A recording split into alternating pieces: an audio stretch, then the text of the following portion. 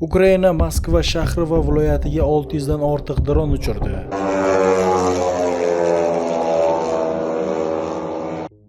Moskvadan migrantlarni chiqarib yuborish 2 baravarga oshdi. Ukraina Rossiya ichkarisiga zarba berishda Britaniya dronlardan foydalandi. Rasman Ronaldo Toshkentga keladi. Namangandagi qurilish mollari bozorida yong'in yuz berdi. Ukraina 18 avgust kuni Moskva shahri va viloyatiga 600 dan ortiq dron uchirdi. Bu haqda shahar meri Sergey Sobyanin o'zining Telegram kanalida ma'lum qildi. Toshkent vaqti bilan tongi soat 4:30 lardan keyin Sobyanin Moskvaga uchib kelayotgan va urib tushirilgan dronlar haqida xabar bera boshladi. Kecha kechqurun va bugun ertalab soat 5 largacha Moskva viloyatiga 620 ta uchuvchisiz uchish apparati uchirildi. Ulardan 180 tasi yo'q qilindi. Qoldiqlar tushgan joylarda favqulodda xizmatlar ishlamoqda, deb yozdi mer. Havo hujumi sababli Moskvaning Vnukovo, Domodedovo, Zhukovskiy va Sheremetyevo aeroportlari faoliyatiga cheklovlar kiritilgan. Dronlardan biri Moskva viloyatining Valberes omborlariga kelib tushgan va obyektda yong'in chiqqan. Ma'lumot uchun Ukraina 16 avgust kuni ham Rossiyaga ommaviy dron hujumini uyushtirgan edi. Natijada Moskva viloyatidagi omborlar zarar ko'rgan. Nishonlar orasida Kalidinoda joylashgan Valberes logistika majmuasi ham bo'lgan. Bu kompaniyaning eng yirik ombori bo'lib, uning maydoni 200 ming kvadrat metrdan oshadi. O'shanda Rossiya Mudofaa vazirligi tun davomida mamlakatning 16 ta hududi va Qrim ustida jami 822 ta Ukraina dronini tutib olingan va yo'q qilinganini bildirgan. Moskvadan migrantlarni chiqarib yuborish 2 baravarga oshdi. Moskvada 2026-yilning birinchi yarmida migratsiya qonunchiligini buzgan xorijliklarni mamlakatdan chiqarib yuborish holatlari o'tgan yilning shu davriga nisbatan 2 baravarga oshdi. Bu haqda 18 avgust kuni Rossiya Davlat Dumasi raisi Vyacheslav Volodin ma'lum qildi. Rossiya Federal sud majburiy ijro xizmati ma'lumotlariga ko'ra, 2026-yilning birinchi 6 oyida faqat Moskva shahrining o'zida migratsiya qonunchiligini buzgani uchun chiqarib yuborilgan xorijliklar soni 8,3 ming nafardan 16 ming nafarga yetgan. Volodinning aytishicha, bu ko'rsatkich mamlakat bo'yicha ushbu ma'muriy huquqbuzarlik turi asosida chiqarib yuborilganlarning 3 dan 1 qismini tashkil etadi. Agar 2026-yilning 6 oyida migrantlar tomonidan sodir etilgan barcha huquqbuzarliklar haqida gapiradigan bo'lsak, mamlakatdan ma'muriy chiqarib yuborish bo'yicha qabul qilingan qarorlar soni qariyb 100 mingtani tashkil etadi. Bu o'tgan yilning shu davriga nisbatan 2,6 baravardan ko'p degani. Ma'lumot uchun Rossiya Davlat Dumasi joriy yilning iyul oyida mamlakatdan chiqarib yuborishni nazarda tutuvchi ma'muriy huquqbuzarliklar to'g'risidagi kodeks moddalari ro'yxatini 2 barobarga kengaytirgan qonunni qabul qilgandi. Ukraina Rossiya ichkarisiga zarba berishda Britaniya dronlardan foydalandi. Ukraina qurolli kuchlari so'nggi yarim yil davomida birinchi marta Rossiyaning ichkarisidagi nishonlarga zarba berishda Britaniyada ishlab chiqarilgan dronlardan foydalandi. Bu haqda Times xabar berdi. Ma'lumotlarga ko'ra, Ukraina Britaniyaning ikkita kompaniyasi tomonidan ishlab chiqarilgan dronlarga ega. Ulardan biri Kellens Lens firmasi tomonidan ishlab chiqarilgan Nian reaktiv droni hisoblanadi. Ikkinchi kompaniya nomi xavfsizlik nuqtai nazaridan oshkor etilmagan. Nian droni 240 km masofaga, ikkinchi dron esa taxminan 960 km masofaga ucha oladi. U katapulta tizimi yordamida ishga tushiriladi. Bu esa dronlarni minimal interval bilan ketma-ket uchirish imkonini beradi. Ukraina qurolli kuchlaridagi ko'plab manbalar hujumlarda Britaniya dronlardan foydalanganini tasdiqladi. Uzoq masofaga zarba berish kampaniyasi doirasida dronlar Rossiyadagi neftni qayta ishlash zavodlari va Valberes omborlariga ham hujum qilgan. BAE Systems kompaniyasi Buyuk Britaniya tomonidan Ukrainani himoya qilish uchun ko'rsatilayotgan yordam doirasida Britaniya Mudofaa vazirligiga bir qator vositalar va yechimlarni yetkazib berayotganini ma'lum qildi. Rasman Ronaldo Toshkentga keladi.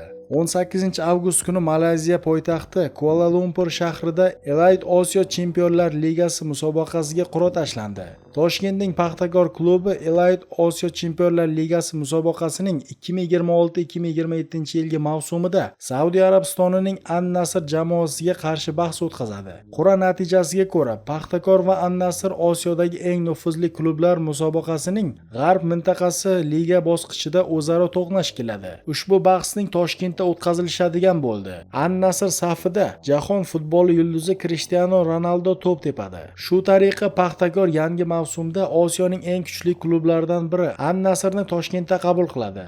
Uchrashuvning aniq sanasi keyinroq ma'lum qilinadi. Eslatib o'tamiz, joriy yilning 11-avgust kuni Paxtakor Elite Osiyo Chempionlar Ligasining asosiy bosqich yo'llanmasini olgan edi. Toshkentliklar saralash bahsida Iordaniyaning Al-Husayn klubini 3-0 hisobida mag'lub etdi. Dostonbek Hamdamov dubl qayd etgan bo'lsa, Bashar Risan yana bir gol urgan. Namangandagi qurilish mollari bozorida yong'in yuz berdi. Namangan viloyatining Yangi Namangan tumanidagi qurilish bozorida 18-avgust kuni yong'in yuz berdi. Favqulodda vaziyatlar vazirligi xabarida ma'lum qilinishicha, soat 13:46 da 112 tizimi orqali Mingchinor mahalla fuqarolar yig'ini hududida joylashgan qurilish mollari savdo bozori hududida savdo rastalari yonayotgani to'g'risida xabar kelib tushgan. Yong'in joyiga zudlik bilan yong'in qutqaruv bo'linmalari yetib borib, yong'in 13:58 da qurshab olinib va soat 15:58 da to'liq o'chirilgan. Yong'in oqibatida tan jarohati olganlar yo'q. Hozirda yong'in sababi va zarari aniqlanmoqda. Ijtimoiy tarmoqlarda yong'in aks etgan videolar tarqaldi. Voqea joyidagi guvohlarning aytishicha, yirik yong'inga bozor hududidagi kafedagi gaz balloni portlashi sabab bo'lgan. Rossiyada benzin tanqisligi inqirozning eng yuqori nuqtasiga qaytmoqda. Rossiyada hokimiyat organlari yoqilg'i bilan bog'liq vaziyat normallashayotganiga ishontirmoqda. Ammo shoxobchalarda navbatlar yana ortib boryapti. Ko'plab ayoqishlarda, ya'ni hatto Moskva viloyatida ham benzin yo'q. Hududlar esa sotishga cheklovlarni qaytarmoqda. Bu haqda Energetika va moliya instituti tahliliga tayanib Moscow Times xabar berdi.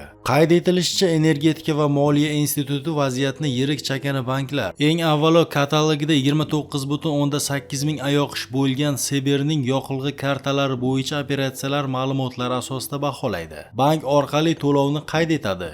Agar yoqilg'i qo'yilgan bo'lsa, yoqilg'i bor maqomi beriladi, deya tushuntiradi Energetika va moliya instituti. Agar shoxobchada yoqilg'i yo'qligi aniq bo'lsa, agar tegishli to'lov bo'lmagan bo'lsa, ma'lumot yo'q maqomi beriladi. Sibir zapravkalarni yoqilg'i yo'q deb deyarli belgilamaydi. Uning asosiy ko'rsatkichi signal berayotgan zapravkalarning qancha ulushi aniq yoqilg'i bor maqomsiz qolayotganidir, deya qayd etadi Energetika va iqtisodiyot instituti. 14-avgust holatiga ko'ra, bu ko'rsatkich 37,3% ni tashkil etgan. Oldinroq inqirozning eng yuqori nuqtasida u 33% atrofida bo'lgan. Eng yomon vaziyat Yakutiya va Shimoliy Osetiyada. U yerdagi yoqilg'i quyish shoxobchalarining yarmida yoqilg'i bor deb ishonch bilan aytib bo'lmaydi.